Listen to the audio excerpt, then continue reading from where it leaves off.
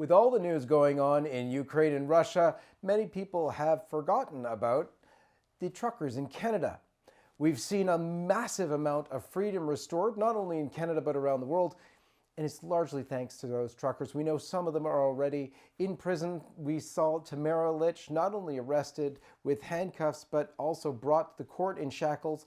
She's unable to get bail, so she's in jail, and this is still ongoing. So unbelievable stuff. But one of the questions that many people had during the demonstration in Parliament, the blocking not only of the border areas, but also the massive demonstration in Ottawa, was what happened to all the trucks? We heard there was tens of thousands, even 50,000 trucks coming from all over Canada descending upon Ottawa. We heard that there were some coming in from the United States as well. But when we got there, we saw that it was maybe a few thousand. When we went up in the helicopter, we saw. One of the most amazing things was a conversation I had in the car with a gentleman who explained some of that to me. His name is Ben Haab, and he is doing a documentary on the convoy of trucks right from BC and other areas into Ottawa.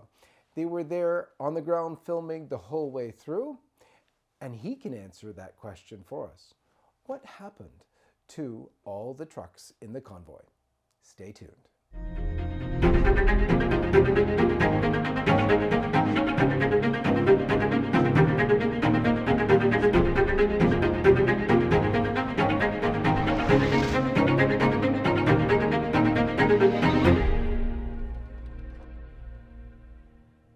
Ben Haab, welcome to the program. Thank you very much. Thanks for having me on. Awesome. Let's begin as we always do with the sign of the cross. In the name of the Father, and of the Son, and of the Holy Ghost. Amen. So, Ben, it was great to talk to you back then in the heyday of all that was going on. Tell us a little bit about yourself and what you're doing with this documentary. For sure. My name is Benjamin Haab. I'm out of northern BC in Canada, and I own a small production company, and we do mainly instructionals, industrial documentaries, safety orientations, and promotional videos. And a few of our friends were traveling in the convoy out east, and some of the reports they were sending back were vastly different than we were seeing on legacy media platforms. Some of them were calling for that there was a violent string of trucks that were out to have mayhem and overthrow the government downtown in Ottawa, and what Bern Buchert was sending me was vastly different from being on the ground. So we originally went to downtown Ottawa to film a little 5-minute expose of our experience of what we were experiencing on the ground and seeing how that might differ from legacy media. And our results were vastly different. What we were experiencing on the ground, what we were seeing with our eyes, the amount of celebration and love around it was hard. It was almost hard to see how different it was from what the government was saying, what the mainstream media was saying, and so we knew we had to do something a little bit bigger, and that's where the documentary was born. Amazing. One of the most interesting aspects, at least when I called you first, was what happened to the trucks. We heard tens of thousands are coming in. Yet when we got there, we didn't see that many. We saw lots for sure, tons along Wellington, about 6 streets or so running north-south, also filled with trucks. But if you counted all that up, you still ended up in a few thousand rather than the tens of thousands that were talked about. And can you answer that question for us? For sure. I mean, to be fair, tens of thousands was probably a bit of a stretch, even from the get-go. I mean, you had the left-leaning media saying one thing, you had the extreme right saying a completely different thing. I think giving accurate numbers was a very difficult thing because there were so many strings of trucks and they were broken up with passenger vehicles as well. So getting accurate numbers from any front was very difficult. But what we found, what was happening in Ottawa, the convoy was working alongside the police a fair amount to guide them into downtown. They knew they were doing a protest, so there was a fair amount of working together to make sure that this was happening safely. But what was happening was you get a string of 30, 40 trucks and trailers, or just some of the trucks just bobtailing, which means they don't have a trailer on. And they would be driving along, and all of a sudden they would realize there was no additional vehicles behind them. And what the Ontario police were doing were marshaling some vehicles into areas that were off-site. There was a stadium just outside of Ottawa that the parking lot was full of trucks. There were there was industrial areas where trucks were brought to that were 10, 20 kilometers away from downtown Ottawa. Even Arm Prior still had a lot of trucks that were still there. Wow. That didn't even make it anywhere near Ottawa. So there was a lot of strategic things done in order to minimize the overall look of how many trucks were actually there. Mm-hmm. Whether or not that was very intentional, or whether or not they were trying to just stop the congestion that was going to be happening downtown, it's really hard to say. But there was a lot of misdirection on where the trucks were going. Now, that being said, was it 10 to 50,000 trucks? I honestly, I can't think that it was that many trucks. Honestly, the convoy that I was a part of was from the west, and when we were filming, I was excited to see what 50,000 trucks looked like. It was not 50,000 trucks. I can assure you, the West Convoy was not in those numbers. Was it still impressive? 100%. It was a very impressive string of millions and millions and millions of dollars worth of equipment driving on their way to Ottawa to protest. Mm-hmm. Now, you had an incredible clip of the Western Convoy. A large percentage of them being blocked from entering at all. What happened there, if you can tell us? For sure. So there was a lot of heavy equipment brought in to block specific streets, like city graders, a lot of police vehicles, a lot of RCMP mixed with Ontario police, mixed with some of their Ontario Special Service and whatnot. And they were blocking. The one video clip you might have saw there was from McDonald Street there, where a portion of the trucks were split off, and about 3 kilometers from downtown were just stopped at a crossroad with a big grader sitting in front, and they were allowed to leave the street and grab fuel and turn around and whatnot. They weren't like trapped inside there, but they were blocked from going any closer to downtown. And so a few, probably 5-6 days after they were parked there on McDonald for a few days, the officers were talking with some of the lead truck drivers, saying, okay, we're going to get you in a little bit closer. And they started leading them away, essentially, from downtown. But what happened is that there was I was talking with Vern Buchert. They managed to get themselves onto Nicholas Street, which was fairly close to downtown, a little bit closer than they were. Mm-hmm. And they parked about 6 or 7 trucks down there. But again, there were so many cops redirecting vehicles to be further away. So it was hard to get everything congested right downtown like they were hoping.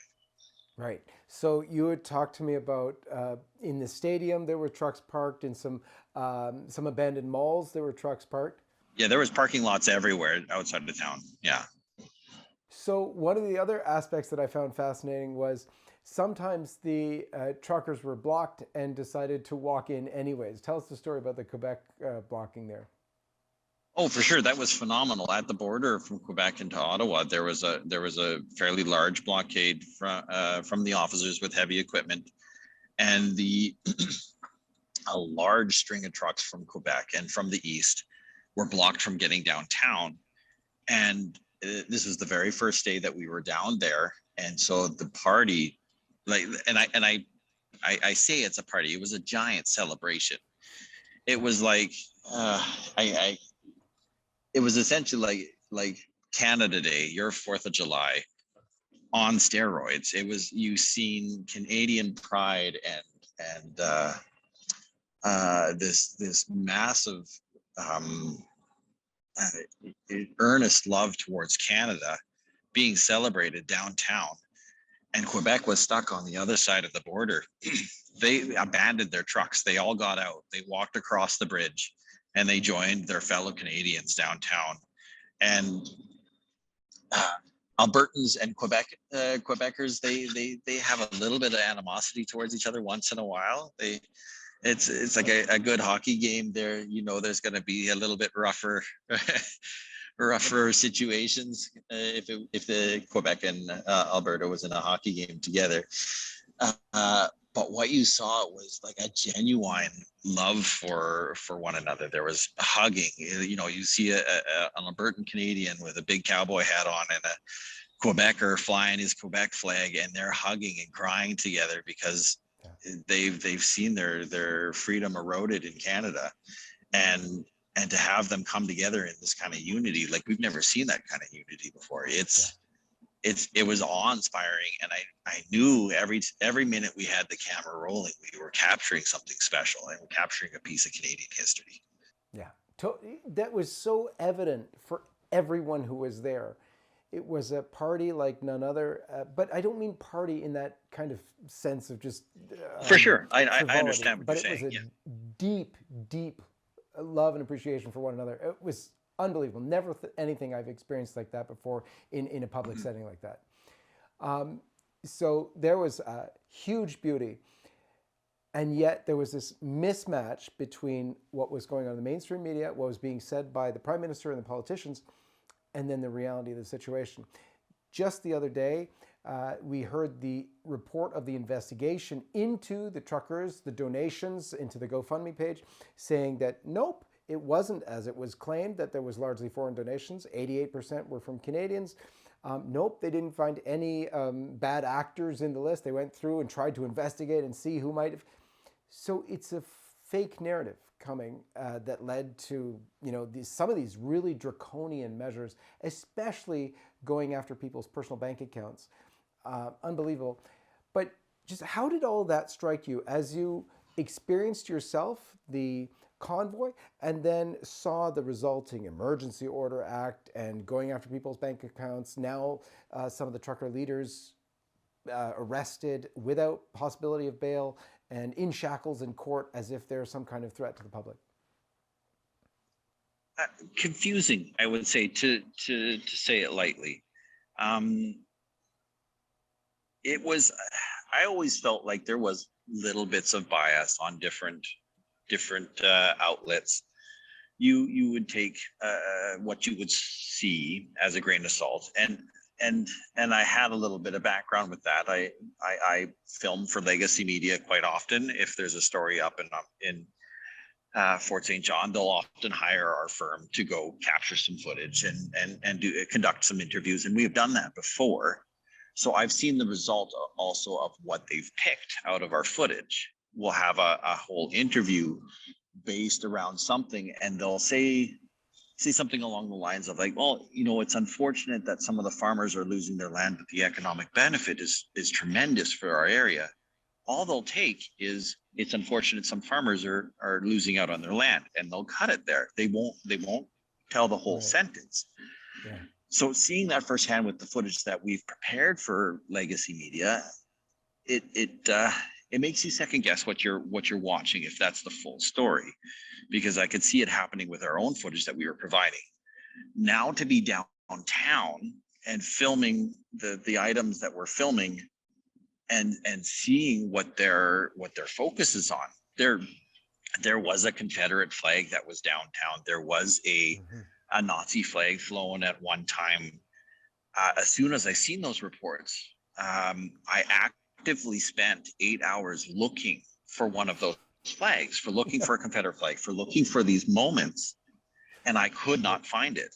Yep. Yet that was the reports for the next 2.5, 3 weeks, and that was the Yeah. basis of what our prime minister was talking about with the level of racism and unacceptable behaviors, was based Yeah. on this one flag from one individual that I could never find. I could never see that hate. I could never see that um, firsthand, and I'm actively looking for it. I'm looking for these narratives that are being portrayed and not able to confirm what is being said. And that was a big eye opener for myself when something was so 180 degrees different than what I was seeing firsthand, and trying to find these moments that I could confirm and have some semblance of trust in legacy media. And I was having a very difficult time finding that. So that me, that was a big wide eye opener for sure. Wow. And a concerning one as well, because now you have to second guess everything that you're being told, and it's exhausting. It is indeed. It is indeed. And it has real consequence. Consequence also for people who don't question and therefore turn on the neighbors. And it really is creating a division in Canada that is hopefully repairable, but it'll take a lot of work. Ben, I want to thank you for joining us, and also tell folks where they can get your documentary when it's ready. Oh, for sure. So we have a website. It's www.eaglevisionvideo.ca/unacceptable doc. So it's unacceptable DOC.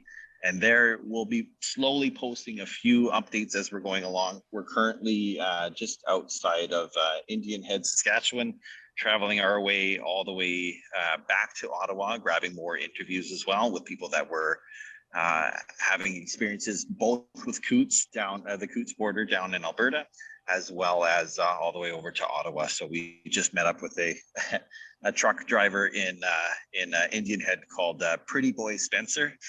Pretty Boy was his radio handle. So most of the truckers went off their radio handles there. But Mm-hmm. if you want to see more updates, you can find those on that website, which also links to our Facebook page, YouTube, Instagram as well. Awesome. Thank you so much, Ben Haab, for being with us, and God bless you. Likewise, I appreciate you having me on the program. Thanks again. Thank you, and God bless all of you. We'll see you next time. We have been warning everyone who would listen and attempting to build up alternative platforms to continue to reach you. We have established ourselves on all sorts of platforms I'm going to explain in a minute, but the most important thing to do is come direct to lifesitenews.com, because there we will always be. But we've also established ourselves on platforms like Parler and MeWe, and our videos can be found on Rumble as well. We would love to see each of you on those platforms too, as they are not censoring or suppressing the truth that we are sharing every single day. More than these alternative social media platforms, we highly encourage you to subscribe to our email newsletter. We have really built up a large list of loyal readers on our email marketing platform, and we have prepared several backup plans for, well, I want to say if, but it's really when, we are removed from our current platform as well. Additionally, I really encourage you, as I said before, to make it a regular habit to go directly to lifesitenews.com. Make it your homepage. While all of these different platforms are an excellent way to curate your news, going directly to our website means that you will never encounter any censorship or sudden loss of LifeSite News reporting. Here's the thing. We will never stop sharing the truth. We founded this organization with the mission to be the life, family, and culture source for men and women who seek to know the truth. We have established a track record of honest reports, and this will never stop, even with censorship happening around the globe.